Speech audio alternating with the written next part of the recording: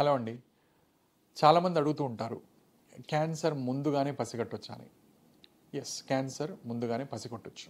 అన్ని రకాల క్యాన్సర్స్లో కాదు, కొన్ని క్యాన్సర్స్లో పేషెంట్ సైడ్ నుంచి చాలా సిన్సియర్గా ఎఫర్ట్ ఉండి నిజంగా తెలుసుకోవాలనుకుంటున్నారు, నిజంగా నేను ట్రాక్లో ఉండి ఎప్పుడు కరెక్ట్గా టెస్టులు చెప్పినప్పుడు టెస్టులు చేసుకుంటూ నేను సిన్సియర్గా మీ దగ్గరకు వచ్చి టెస్టులు చేయించుకుందాం అనుకున్న వాళ్ళకి డెఫినెట్గా స్క్రీనింగ్ పద్ధతులు అని కొన్ని ఉంటాయి.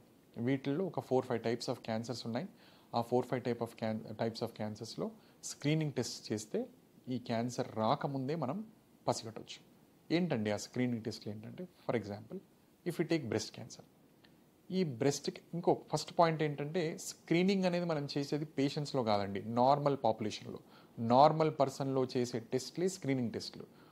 జబ్బు నిర్ధారణ అయిన తర్వాత చేసే టెస్ట్లను డయాగ్నోస్టిక్ టెస్ట్లు అంటారు, వాటిని స్క్రీనింగ్ టెస్ట్లను. సో నేను ఎప్పుడైతే స్క్రీనింగ్ అన్న పదం వాడుతున్నానో, that is done in normal population. జబ్బు వచ్చిన వాళ్ళకి కాదు, ఫ్యూచర్లో వచ్చే అవకాశం ఉందా అని అనుకున్న వాళ్ళకే చేసే టెస్టులు. అంటే నార్మల్ పాపులేషన్లో, నార్మల్ పర్సన్లో చేసే టెస్టులు మాత్రమే వాటిని స్క్రీనింగ్ టెస్టులు అంటాం.